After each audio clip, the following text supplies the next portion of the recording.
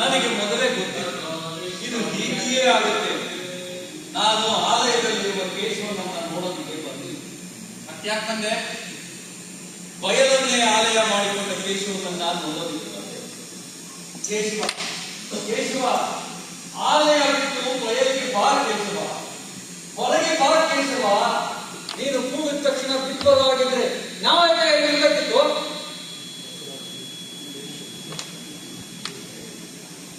ಆ ಕೇಶವನನ್ನ ಬಂಧನದಿಂದ ಮುಕ್ತಗೊಳಿಸೋದಕ್ಕೆ ಅಂತ ಬಂದ. ಕೇಶವ ಕೇಶವ, ಆ ಸೆರೆಯಲ್ಲಿ ಯಾಕಿದ್ದ? ಆ ಕತ್ತಲಲ್ಲಿ ಕೂತು ಇದು ಸಾಧಿಸೋದಾದ್ರೂ ಏನು? ನನ್ನ ಕೂಗು ಕೇಳಿಸ್ತಾ ಇದೆ ತಾನೆ. ಹೊರಗೆ ಬಾ ಕೇಶವ, ಹೊರಗೆ ಬಾ.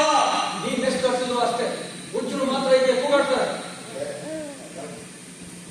ನೋಡು, ವ್ಯಾಸರಾಯರನ್ನ ಕುರುಂದರ ಒಳಗಾಕೊಂಡು ದೇವಸ್ಥಾನ ಪ್ರವೇಶ ಮಾಡಬೇಕಿದ್ಯಾ?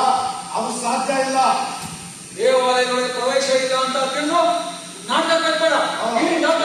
ಇಲ್ಲ, ನಾನು ತೊಡಗೋದಕ್ಕೆ ಬಂದಿಲ್ಲ. ಕೇಶವನನ್ನ ಪ್ರಾರ್ಥಿಸೋಕ್ಕೂ ಬಂದಿಲ್ಲ, ಪೂಜಿಸೋಕ್ಕೂ ಬಂದಿಲ್ಲ. ಇನ್ನೇನು ಅವನು ಕರ್ಕೊಂಡೋಗಕ್ ಬಂದ. ಅವನನ್ನ ಜನರ ಮಧ್ಯೆ ಓಡಾಡಿಸಬೇಕು. ಜನರ ಅಂತರಂಗದ ಜೊತೆಗೆ ಕೇಶವನ ಅಂತರಂಗವನ್ನ ಸೇರಿಸಬೇಕು. ಇದು ನನ್ನ ಆಸೆ. ನಿನ್ನ ಆಸೆ ಏನೇಳಿ ವ್ಯಾಸರಾಯರೇ ನೀವು ಒಳಗೆ ಹೋದ್ರು ನಾವು ನಿಮ್ಗೆ ಪ್ರವೇಶ ಪಡೋದಿಲ್ಲ. ಪೂಜೆ ಮುಗಿದ್ಮೇಲೆ ತೀರ್ಥ ಪ್ರಸಾದ ಏನಾದರೂ ನಿಂತಿದ್ರೆ ಸಿಕ್ಕರೆ ಸಿಕ್ಕೋದು. ಶಾಸ್ತ್ರ ಆಚಾರ ವಿಚಾರಗಳನ್ನ ಇವಾಗ ಮುಂದೆ ಇಟ್ಕೊಂಡು ದೇವರು ದೇವಸ್ಥಾನ ಮುಂದಿರೋ ಜನಗಳನ್ನ ಮೂಲೆ ಗುಂಪು ಮಾಡಿದ್ರೆ ನಿನ್ನ ಉದ್ದೇಶನ? ಇದೆಲ್ಲ ನೀವು ಭ್ರಮೆ. ಕೇಶವನ ಅಂತರಂಗ ಬೇರೆ ಅಲ್ಲ, ಜನರ ಅಂತರಂಗ ಬೇರೆ ಅಲ್ಲ. ಇಷ್ಟು ಸಣ್ಣ ವಿಚಾರ ನಿಮಗೆ ಅರ್ಥವಾಗೋದು. ನಮಗೆ ಎಲ್ಲ ವಿಚಾರ ಅರ್ಥ ಆಗುತ್ತೆ. ದೂರ ನಿಂತು ಆಗಬಹುದು ಪಂಡಿತ. ಕೇಶವ ಕೇಶವ, ಈ ಜಂಜಾಟ ಎಲ್ಲ ಯಾಕೆ? ಈ ಗೊಡವೆ, ಈ ಗೊಂದಲ ಎಲ್ಲ ಯಾಕೆ? ಹೊರಗೆ ಬಾ ಕೇಶವ, ಹೊರಗೆ ಬಾ.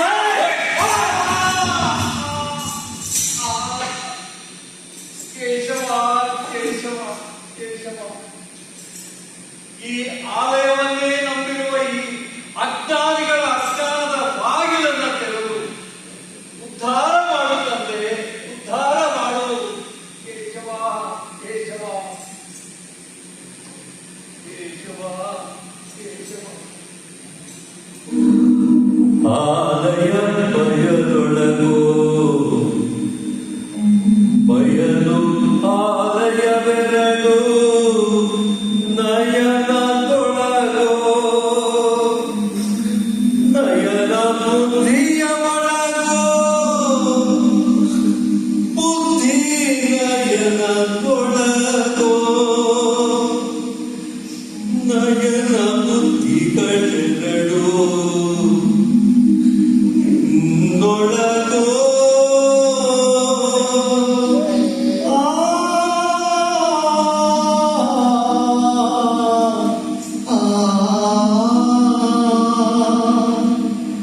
Oh